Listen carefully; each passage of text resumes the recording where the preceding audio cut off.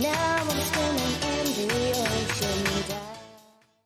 Hello everyone, this is Lil Frost, and today we are talking about how I became a furry.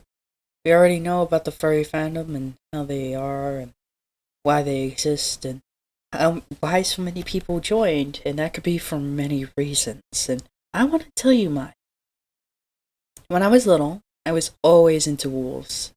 So much so that even when I was a baby, my grandmother had a wolf wind chime that was outside, and I was always underneath it trying to reach up and grab it. And I don't know, wolves always interested me since I was a baby. And as I got older, I became that, wolf kid that would always learn about anything possible about wolves, how they were. I don't know why, but it was like a main interest of how wolves were. And mind you, I was born in 1997, and I believe it was like the early 2000s when Helsing came out. If you know the movie, then you know. If not, then I suggest looking it up. It has one of the best. I will tell you. I was always into wolves. I was always drawing wolves. I was always drawing them, as four-legged creatures running around, acting. I always drew them with certain expressions and such. I was drawing them as a cringy little kid who was really into wolves. And when Helsing came out, and when this when Hugh Jackman turned into the werewolf, oh my god. Crap. When he turned into the werewolf and started to fight Dracula, I believe. Yes, Dracula. Oh my god. Ever since then, ever since I saw the fight, ever since I saw the movie, I was into this wonderful little thing of just being obsessed. I was obsessed with walking beasts, monsters. I was into werewolves so hard because I was like, oh, what is this? Because back then I didn't, really realize that werewolves were like a thing that existed. Well, but existed in this fantasy world. And as such, it never came across my mind that there's human were human wolf hybrid creatures. And I started to really get into like werewolf movies, and that's really one of the main reasons why I really like Underworld and the Underworld series, because I was like, vampires and werewolves, who will win? The classic tales of the two mortal enemies and everything, and with me it was like werewolves, werewolves, werewolves, and I really loved the transformation. Like, I don't know, it's like this primal grittiness that I really enjoy. And as I got older, I began to draw, a lot more. Instead of four-legged wolves, I was drawing wolves with on their hind legs walking and being beasts. And I was like, well, that's cool and everything. I also loved cartoons, of course. I was a little kid and all that. And I was like, what if, as I got older and such, what if, they were walking and talking and such? Um, and I think towards my younger teens is when I started to actually draw. It's like older child, young teens that I was drawing anthropomorphic creatures. Not I Now, mind you, I never knew what furries were. I just thought, neat. Werewolves are awesome and all that. But what if like there were other beasts, other monster anthropomorphic creatures and all that? And I was like, yeah, I could do this. This is awesome. And I was always drawing them. And everyone was always thinking, wow, yeah, these are cool, these are awesome. And during this time, I was also I was also interested in anime when I was young. I believe my first anime was Cowboy Bebop, I think. Space Cowboy Bebop or Inuyasha. And you bet your butt I was drawing anime people too, or at least trying to. The overly like sharp chin or muscular arms and the anime the the anime eyes. And so I started to sort of merge the two into this like, oh god, like anthropomorphic anime sort of like creation. And it was it was a strange time. As I was going through high school and not high school, when I was going through out middle school, I always thought I was alone. I always thought that, you know, like I'm this weird kid that draws walking talking animals and stuff, drawing things that I like. And mind you, I have like this, I guess you could sort of say, impulse at times to just draw out how I feel. If I'm listening to something and I have an idea or something like that, I have to draw it. I have to. Or else I'll just forget about it and I won't remember it. And so, like, in classes, I would end up drawing while listening at the same time. And so, drawing helps me learn.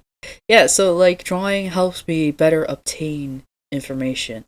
If I'm not doing that, then I'm listening to music or just tapping or something, going off into space. If I'm not doing something to keep me here, then I'm just gonna go in my head. And that's where I was most of the time. Throughout the years of me being a kid, I was always in my head. And you would think, like, after teenage years, I would grow out of that. No. After a while, I'm always in my head. I'm always the dreamer. I'm always the one going out into space in my mind and making up these scenarios, making up these stories in my head of creatures, of beasts, of this. And so with that, I would draw the creature in that scenario. Like, if a werewolf was fighting, I would draw them as, in a defensive, like, sort of hunched over, angry, snarling face type deal. Or if they're like friendly and trying to show someone directions, I would draw them with like a little kid and be like, hey, the direction's that way, or something like that, or whichever it may be. And I always thought I was alone because who draws stuff like this? Like, of course, anime is like nothing new. When I was young, there was a couple of kids in my class that was always drawing anime or something like that. And I was like, what? Am I the only one who draws this stuff? I'm the only one who thinks this stuff. I thought I was like, the black sheep in the field of white wool sheep. I was the or needle in a haystack that just exists, you know? Just I'm the outcast. And so, as any other person would, they started to get in their feelings, they'll listen to music and such. And I would always listen to these specific AMVs, right? Like anime music videos. Back then in 2012, boy howdy, they were not up to their what it was. Editing was just superb. Let's just put it that way. Not as superb as they are now, but they're great. Oh, the cringe. Anyways, so yeah, that's pretty much what I would do. Whenever I'm in my emotions or in my head, I would listen to this music, the AMV anime video music video, but it had like wolves and stuff, and it would be like anime with like wolves and stuff. I don't remember what the anime is called, but it's basically like this dude. I don't know how to do it. It's about this anime basically where it's like, uh, where it's like I don't know, this dystopian type world or something like that. It's like deserty area, and there's these guys that are walking around. I guess they're wolves, a pack, and they're always in conflict or something. I don't know. I never watched the anime, though. I wish I did. I just don't remember what the name is called. Anyways, I would always watch that video. I was always watching that video or anything like it that involves wolves, because wolves are my comfort creature, if you will. They gave me comfort. And when I was at home, I was doing the same thing, drawing and listening to music and stuff. And then I started to go into furry AMVs, like furry anime videos, you know, furry music videos. And I was like, whoa, what are these? And then from there I started to figure out what furries were, and it just opened a whole new door. It made me realize I'm not alone. What I've been doing this whole time, it makes so much sense now. Imagine just being this kid that always thought they were alone, always thought that they were by themselves, always thought that they were, you know, gonna be alone throughout the whole time, and then they realize, hey, there's a group of people out there just like me, and that's amazing. 2012 is when I figured out that I was a furry. And I mean it. Like, you will hear me say that 2012 is when I became a furry. That's not it at all. What I should have said is that 2012 was when I realized I was a furry all this time. And that all this time there was a group of people just like me. And I've been around ever since, realizing that, hey, there's this group of people. I'm not alone. And what I'm drawing, what I'm thinking is not weird. What I'm drawing is not weird. That I could draw these anime wolf creatures. I trust me, I draw way better than I used to. God. Um but yeah, it's just whew.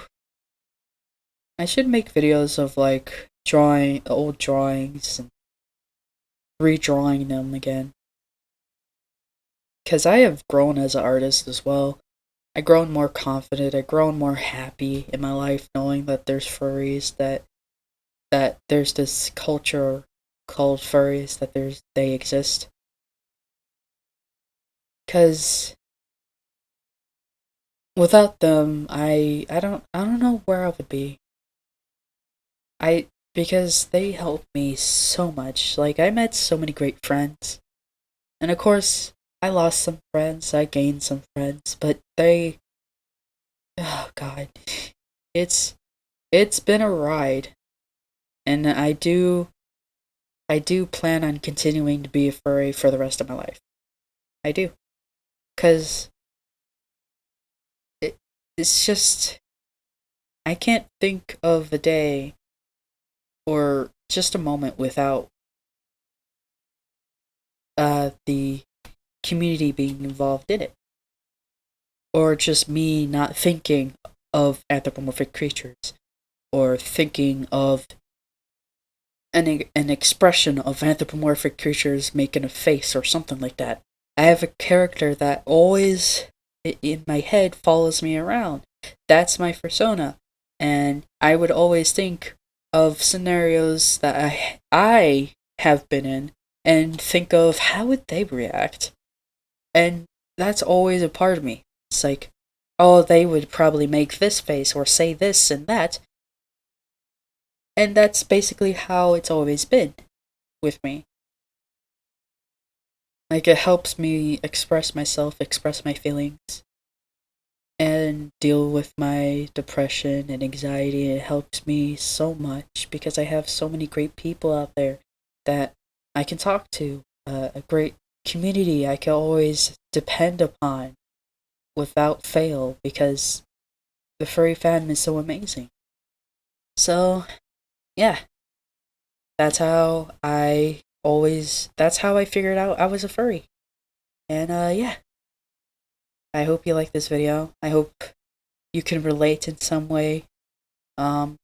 Please comment about your own story of how you figure out that you were a furry, or figured out that you were a furry all along, or how you became a furry. Just tell me. And who knows, maybe that in itself might make its own video. Anyways, I hope you have a great day. Leave a like, comment, subscribe, and yeah, stay frosty, my friends.